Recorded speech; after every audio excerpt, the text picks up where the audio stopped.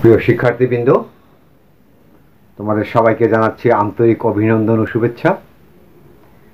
আশা করি সবাই বাড়িতে ভালো আছো। আজকে তোমাদের সাথে আলোচনা করব পদার্থবিজ্ঞান দ্বিতীয় পত্রের নবম অধ্যায়। এই অধ্যায় থেকে ইতোমধ্যে একটি ক্লাস নেওয়া হয়েছিল। যারা সেই ক্লাসটি দেখোনি তারা আমার চ্যানেল ফিজিক্স ক্লাস উইথ এসসিবিতে ক্লাসগুলো দেখে নেবে, এবং যারা এই চ্যানেলে নতুন, চ্যানেলটি সাবস্ক্রাইব করবে। তাতে নতুন নতুন ভিডিওর লিঙ্ক পেয়ে যাবে। প্রিয় শিক্ষার্থীবৃন্দ, গত ক্লাসে আমরা আলোচনা করেছিলাম পরমাণুর দুটি মডেল নিয়ে। একটি ছিল থমসনের মডেল, তারপর আলোচনা করেছিলাম রাদারফোর্ডের বিখ্যাত আলফা কণিকা পরীক্ষা, এবং তার পরবর্তীতে রাদারফোর্ডের মডেল নিয়ে আলোচনা করেছিলাম। আচ্ছা, তো আজকে আমরা আলোচনা করব আরেকটি মডেল, রাদারফোর্ডের মডেলের ব্যর্থতা থেকে আরেকটি নতুন মডেলের কোয়ান্টাম ফিজিক্সকে কাজে লাগিয়ে আরেকটি নতুন মডেল তৈরি করেন 1983 সালে বিজ্ঞানী নিলস বোর। এবং এই মডেলে তিনি দুটি স্বীকার্যের কথা বলেন। প্রথম স্বীকার্যটিকে বলা হয় স্থায়ী অবস্থা স্বীকার্য। তাহলে সেই স্বীকার্যটি কি? স্বীকার্যটি হলো পরমাণুতে ইলেকট্রনগুলো নিউক্লিয়াসকে কেন্দ্র করে কতগুলি নির্দিষ্ট কক্ষপথে ঘুরে। কাকে কেন্দ্র করে ঘুরে? নিউক্লিয়াসকে কেন্দ্র করে ইলেকট্রনগুলো কতগুলো নির্দিষ্ট কক্ষপথে ঘুরে। এখন এই ইলেকট্রনের যদি কৌণিক ভরবেগ এল হয়, এই এল হবে পূর্ণ সংখ্যা এন এর h/2π এর গুণফল। এন হলো পূর্ণ সংখ্যা এবং h/2π এর গুণফল। এই যে এখানে দেখো L হলো কি? কৌণিক ভরবেগ। L n h/2π। এই যে এখানে দেখো ইলেকট্রন আছে, ইলেকট্রনগুলো কি করে?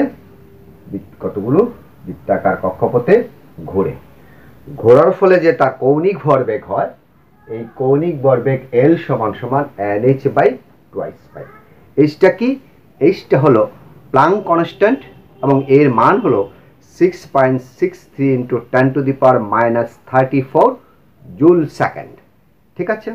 এই হলো আমাদের বোরের প্রথম স্বীকার্য পরমাণু মডেলের। দ্বিতীয় স্বীকার্যটাকে বলা হয় কম্পাঙ্কের স্বীকার্য। এই স্বীকার্যে বোর বললেন যে কোনো ইলেকট্রন যখন এক স্থায়ী কক্ষপথ থেকে অন্য স্থায়ী কক্ষপথে যায়, তখন এটি শক্তির নির্গমন বা শোষণ করে। অর্থাৎ আমরা জানি এখানে নিউক্লিয়াসকে কেন্দ্র করে অনেকগুলো কক্ষপথ আছে, নির্ধারিত কক্ষপথ আছে প্রত্যেকটা ইলেকট্রনের জন্য।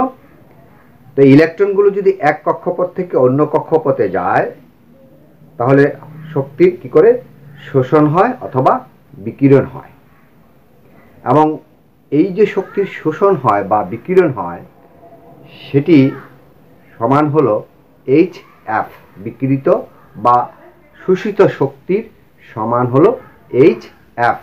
এখানে দেখো এই চিত্রতে এই যে নিউক্লিয়াস, এই নিউক্লিয়াসকে কেন্দ্র করে এখানে দুইটা বৃত্তাকার পথ আছে। তো নিচেরটা হলো 1 নম্বর কক্ষপথ। এখান থেকে ইলেকট্রন যখন উচ্চ কক্ষপথে যাবে তখন শক্তির শোষণ হবে। আবার উচ্চ কক্ষপথ থেকে যখন নিম্ন কক্ষপথে যাবে তখন শক্তির বিকিরণ হবে, অর্থাৎ শক্তি হারাবে। কারণ প্রত্যেকটা কক্ষপথেরই শক্তির মান নির্দিষ্ট। এখন কোনো ইলেকট্রনকে কোনো শক্তি স্তরে থাকতে হলে তার শক্তির পরিমাণ হতে হবে ওই যে কক্ষপথ, সেই কক্ষপথের শক্তির সমান। এই কারণে কোনো কারণে এই নিম্ন স্তরের ইলেকট্রনটা যদি উত্তেজিত হয়, তখন সে কি করবে? এই কক্ষপথে আর থাকতে পারবে না, সে তো কোথায় চলে যাবে? উচ্চ কক্ষপথে চলে যাবে। তখন কি করবে? সে শক্তি কোনো বাইরের সোর্স থেকে শক্তি অর্জন করবে। আর যদি এই উচ্চ কক্ষপথের ইলেকট্রনটি নিম্ন শক্তি স্তর বা নিম্ন কক্ষপথে যেতে চায়, তখন কি করবে? সে শক্তি রিলিজ করবে, শক্তির বিকিরণ করবে, শক্তি সে হারাবে। আচ্ছা, এই হলো আমাদের বোরের দুটি স্বীকার্য। এখন আমরা এই দুটি স্বীকার্যের প্রয়োগ করে বোরের মডেল অনুসারে হাইড্রোজেন পরমাণুর ব্যাসার্ধের রাশিমালা নির্ণয় করব। হাইড্রোজেন পরমাণুর ব্যাসার্ধের রাশিমালা, যে বোরের মডেল অনুসারে হাইড্রোজেন পরমাণুর ব্যাসার্ধের রাশিমালা আমরা তৈরি করব বা প্রতিপাদন করব। তো ইতিমধ্যে আমরা জেনেছি যে নিউক্লিয়াসকে কেন্দ্র করে ইলেকট্রনগুলো ঘুরে, কক্ষপথে, নির্দিষ্ট কক্ষপথে ঘুরে। এখন হাইড্রোজেন পরমাণু হলো সবচেয়ে সরলতম পরমাণু। এর মধ্যে একটি ইলেকট্রন থাকে এবং একটি প্রোটন থাকে। একটি প্রোটন নিয়ে এই নিউক্লিয়াসটি গঠিত, আর এই নিউক্লিয়াসকে কেন্দ্র করে একটি মাত্র কক্ষপথের মধ্যে ওই একটি ইলেকট্রন পরিভ্রমণ করে বৃত্তাকার পথে। তো ধরে নিচ্ছি যে যে ইলেকট্রনটা বৃত্তাকার পথে পরিভ্রমণ করছে তার ভর হলো m এবং তার রৈখিক বেগ হলো v, আর এই যে নিউক্লিয়াস থেকে কক্ষপথের ব্যাসার্ধ হলো r।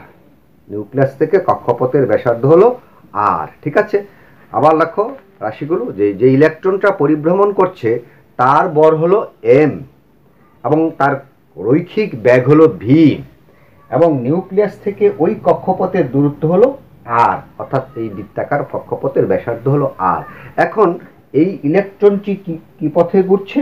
বৃত্তাকার পথে পরিভ্রমণ করছে। ফলে বৃত্তাকার পথে পরিভ্রমণ করার কারণে এখন সে একটি কি করবে? কেন্দ্রমুখী বল অনুভব করবে। কেন্দ্রমুখী বল অনুভব করবে। এই কেন্দ্রমুখী বল Fc = mv²/r। এটা আমরা জানি, আমরা ফার্স্ট পার্টের মধ্যে পড়ে এসেছি যে কেন্দ্রমুখী বল সমান সমান mv²/r। এখন এই যে প্রোটনটা, এই প্রোটনটার আধান যদি ই হয়,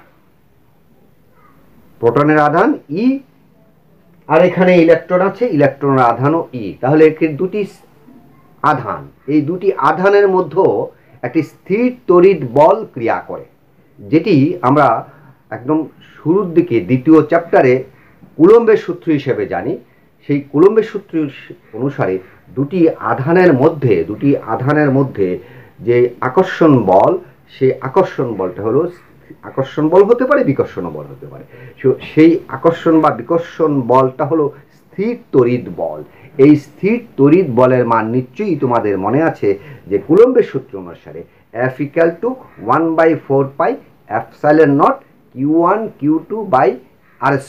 তো এই ক্ষেত্রে এই বোরের মডেলের যে চিত্র আমি এখানে অঙ্কন করেছি, যে ইলেকট্রনটা পরিভ্রমণ করছে, সেই ইলেকট্রনের চার্জ ই এবং কেন্দ্রে যে নিউক্লিয়াস আছে, নিউক্লিয়াসের মধ্যে যেই প্রোটন আছে, সেই প্রোটনের চার্জ যদি ই হয়, তাহলে এই ইলেকট্রন এবং এই প্রোটন, এই দুইয়ের মধ্যে যে স্থির তড়িৎ বল ক্রিয়া করবে, সেই স্থির তড়িৎ বল Fe, ইলেকট্রিক ফোর্স, এই জন্য ই ডিনোট করা হয়েছে। Fe = 1/4πε0 e²/r², যেটা কি ছিল? কুলম্বের সূত্র অনুসারে ছিল q1 q2/r²। ঠিক আছে, এখন এখানে এটার ইলেকট্রনেরও চার্জ ই, প্রোটনেরও চার্জ ই, এই জন্য হয়ে গেল e²।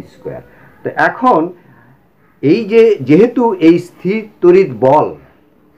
তড়িৎ বলটাই এই কেন্দ্রমুখী বলের যোগান দেয় বা কেন্দ্রমুখী বলকে সরবরাহ করে, অর্থাৎ এই Fc সমান হবে Fe। তাহলে Fc এর মান 1 নম্বর সমীকরণ থেকে বসালাম এবং 2 নম্বর সমীকরণ থেকে Fe এর মান এনে বসালাম। তাহলে দাঁড়াচ্ছে কি? mv²/r = 1/4πε0 e²/r²। এইটাকে একটু সাজিয়ে লেখা যায় v = e / 4πε0 mr। এখন হাইড্রোজেন পরমাণু হয় যদি অন্য কোনো পরমাণু হয় তাহলে তো সেখানে কক্ষপথের সংখ্যা বেশি হবে, তাই না? তো এখন সেই nতম কক্ষের জন্য যে ইলেকট্রনটা পরিভ্রমণ করছে ভি ব্যাগে, তার ব্যাগের মান হবে Vn equal to E divided by root over of 4 pi epsilon naught M R N. N হলো কক্ষপথের সংখ্যা, এন হলো কক্ষপথের সংখ্যা। ঠিক আছে শিক্ষার্থীরা, তাহলে এখন ইলেকট্রনের কৌণিক ভরবেগ যদি এল হয়, কার কৌণিক ভরবেগ? ইলেকট্রনের কৌণিক ভরবেগ। আমরা একটু মুছে নিচ্ছি, নিশ্চয়ই তোমাদের বুঝতে অসুবিধা হওয়ার কথা না।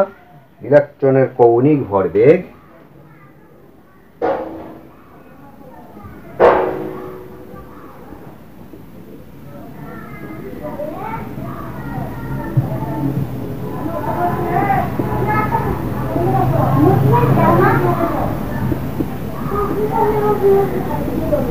ইলেকট্রনের কৌণিক ভরবেগ যদি এল হয় তাহলে আমরা জানি যে কৌণিক ভরবেগ এল ইকুয়াল টু ক্লাসিক্যাল ফিজিক্স অনুসারে আর ক্রস পি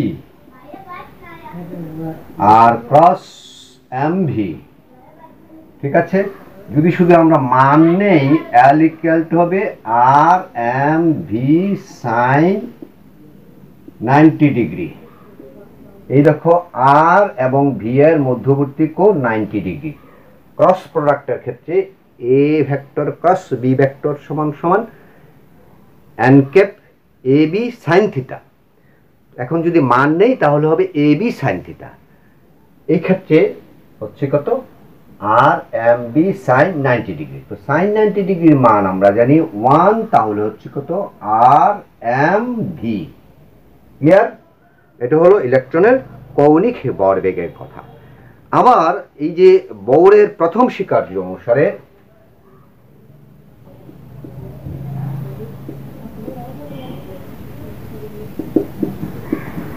একটু আগে আমরা প্রথম স্বীকার্য দেখেছিলাম, সেই প্রথম স্বীকার্য অনুসারে এল ইকুয়াল টু ছিল NH বাই টুয়াইস পাই। ঠিক আছে, তাহলে ক্লাসিক্যাল ফিজিক্স থেকে পেলাম আমরা L equal to r m v, এবং এই কোয়ান্টাম ফিজিক্স থেকে NH বাই টুয়াইস পাই। সুতরাং লেখা যায় কি? R M v equal to NH by twice pi. এইটা প্ল্যাঙ্কের কনস্ট্যান্ট। তো এখন এখান থেকে আমরা একটু আগে দেখেছি যে ভি এর একটা nতম কক্ষপথের জন্য যদি হয়,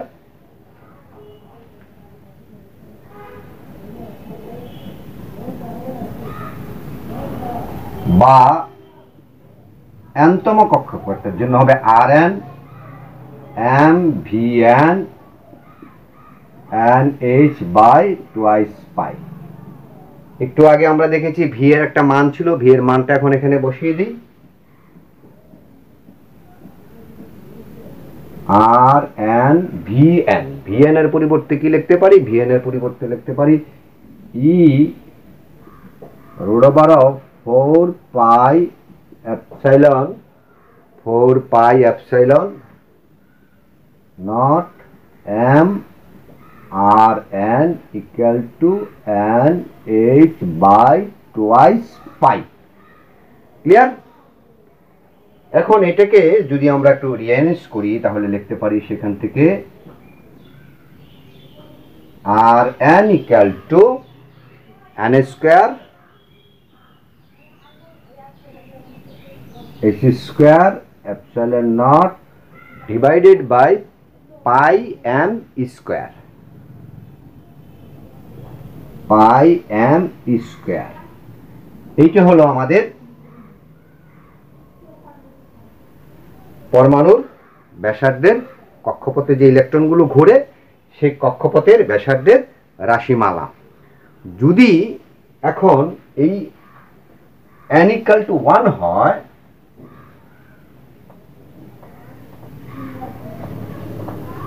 n এর মান যদি 1 হয়,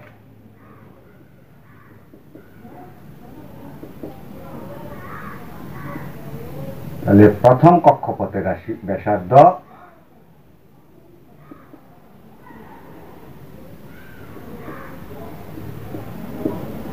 r1 equal to a square epsilon naught divided by pi m square।